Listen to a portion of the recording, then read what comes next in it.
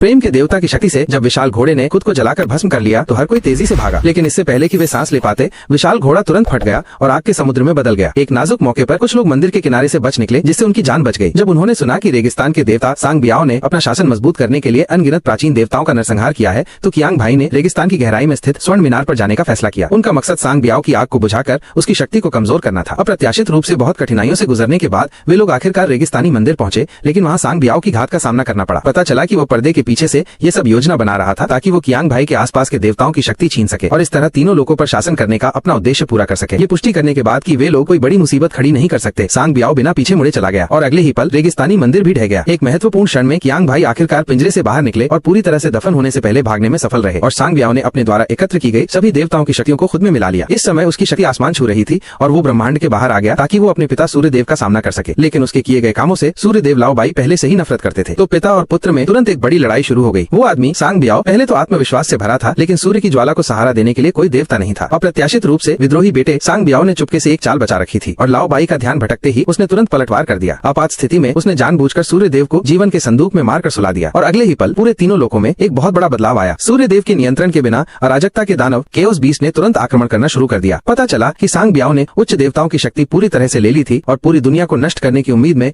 अराजकता के दानव को आक्रमण करने के लिए उकसाया था। उस समय वो ये हिसाब लगा रहा था कि देवताओं की सारी शक्ति सांग बियाओ की हो जाएगी। इस आपदा को रोकने के लिए कियांग भाई ने तुरंत शाओ शुआई को अपने साथ लिया और सांग बियाओ का सामना करने निकल पड़े। दोनों देवताओं ने तुरंत जीवन और मृत्यु की लड़ाई शुरू कर दी, लेकिन उनकी शक्ति में बहुत बड़ा अंतर था। जल्द ही कियांग भाई थोड़े असहाय महसूस करने लगे। ये देखते हुए कि वो हारने वाले हैं, शाओ शुआई ने आखिरकार हस्तक्षेप किया और कियांग भाई के लिए सांस लेने का मौका बनाया और सांग बियाओ पूरी तरह से उस पर टूट पड़ा, सीधे देवता के शरीर पर हमला किया और शाओ शुआई को दबाने के लिए उड़ गया। अनजाने में वो दुश्मन के जाल में फंस गया। पलक झपकते ही उस आदमी सांग बियाओ ने उसे कियांग भाई की ओर फेंक दिया और वो तुरंत नीचे गिर गया। एक तरफ देवता के और दूसरी तरफ शाओ शुआई के जीवन का सामना करते हुए उस व्यक्ति कियांग भाई ने एक पल के लिए संकोच किया और शाओ शुआई को बचाने का फैसला किया। उस महत्वपूर्ण क्षण में उन्हें रक्षा करने का सच्चा अर्थ समझ में आया और उनके शरीर में बंद शक्ति तुरंत खुल गई। वो फिर से स्वर्ग और पृथ्वी के देवता बन गए। शाओ शुआई को सुरक्षित करने के बाद कियांग भाई ने सांग बियाओ के साथ अंतिम लड़ाई शुरू की। अपने फुर्तीले शरीर के साथ उस व्यक्ति ने जल्द ही सांग बियाओ को जमीन पर गिरा दिया और अंत में उसे हमेशा के लिए निर्वासित करने का फैसला किया। इसी समय सूर्यदेव भी जाग गए और उन्होंने तुरंत अपनी महान शक्ति से अराजकता के दानव को